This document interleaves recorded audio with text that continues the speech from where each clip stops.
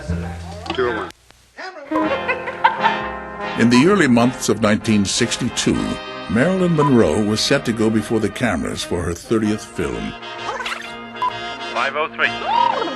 504. She'd been absent from the screen for over a year, and the light comedy Something's Got to Give would offer something of a comeback. Come on! The water's so refreshing. Legendary filmmaker George Cukor was brought in to direct. 74.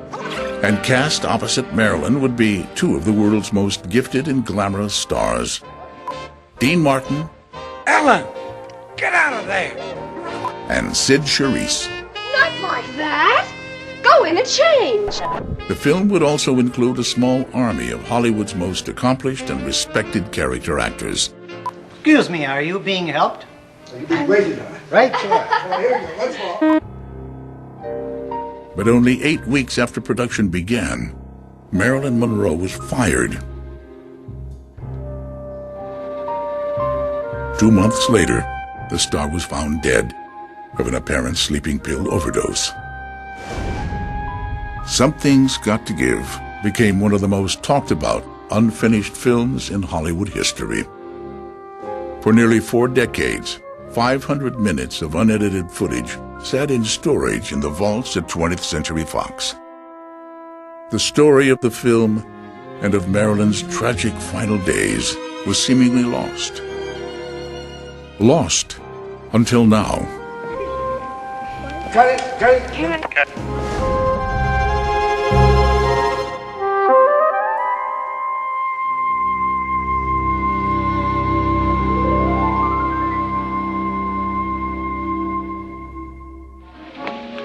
You see that man? That's Max Fabian, the producer. Now go and do yourself some good. Why do they always look like unhappy rabbits? Because that's what they are. Now go and make him happy.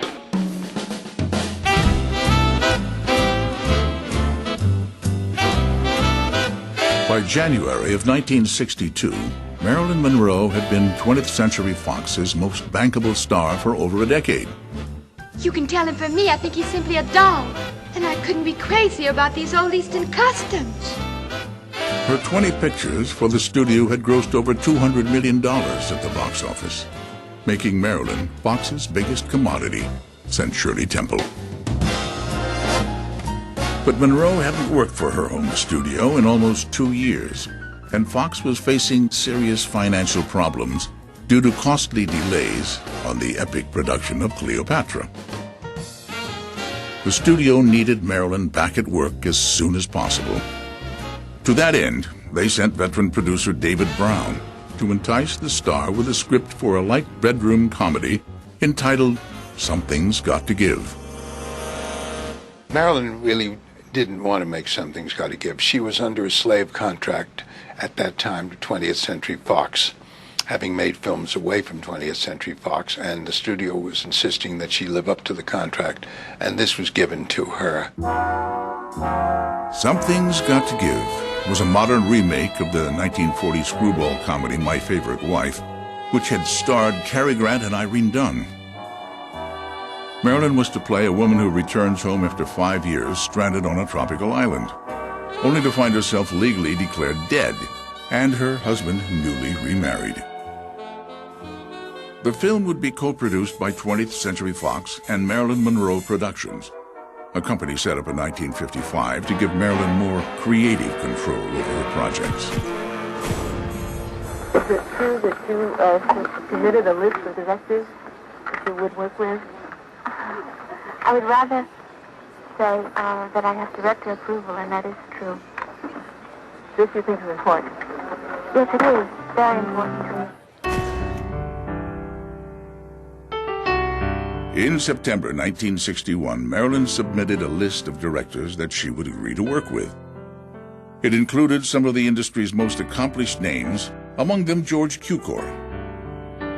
But after a difficult experience with her during the filming of the 1960 comedy Let's Make Love, Cukor expressed misgivings about working with Marilyn again. Ray, I've never been so humiliated in my life. The least you could have done is tell me who you are. Well, you know, the story in Hollywood is always that you owe somebody a picture. You got out of one, but then you have to do another or something. And I think it worked out that Fox suggested Cukor did his picture, and he owed them a picture for something else. In January of 1962, Cukor reluctantly signed on to the film. Producer David Brown now had a major director and a star attached to the project. But he had no final script, despite the continued effort of Fox's staff writer Arnold Schulman. He was a great writer, but I was somewhat alarmed when I passed his office and saw that he had removed his desk and was writing in a yoga position. Bear in mind that the myth of Hollywood is far less than the reality. But the producers knew they faced problems much bigger and more difficult than script rewrites. Monroe's tardiness was now legendary in Hollywood. She had been blamed for creating costly delays on nearly every film in which she starred. To make matters worse, her 4-year marriage to playwright Arthur Miller had just ended in divorce, and the actress was finding consolation from a growing dependency on pills and alcohol. Concerned that Marilyn's emotional problems would only add to Fox's growing financial woes, studio chief Peter Levathes recruited the help of Marilyn's psychiatrist, Dr. Ralph Greenson. Levathes hoped that Greenson would control the star's erratic behavior. But what the doctor began controlling was Something's Got to Give. His first move was to push out David Brown in favor of his friend, producer Henry Weinstein. I got a call on a Sunday from the then heads of the studio. And they said, could I come and see him? And I went down there and they gave me the script of Something's Got to Give. And I was told not to say anything to anybody about it. I was told of my impending removal by my future partner and best friend, Richard Zanuck, who said I was in the elevator and this guy, Henry Weinstein, was carrying a script of Something's Got to Give. Watch your back. Well, I did, and there was an arrow in it. Director George Cukor was furious at David Brown's dismissal, and his resentment lingered as Henry Weinstein came on board. I did whatever Cukor didn't want to do, and I just did it. I thought he was, right from the beginning, difficult with the script and everything else. Two distinct centers of power began emerging on the set. One between Marilyn and Henry Weinstein, and the other between George Cukor and his associate producer and art director, Gene Allen. But both sides agreed on one thing. The script still needed work. Oscar winner Nunnally Johnson was brought in to complete a series of rewrites. Johnson had written How to Marry a Millionaire, which had been a great success for Fox and Marilyn. Do you know who I'd like to marry? Who? Rockefeller. Which one? I don't care.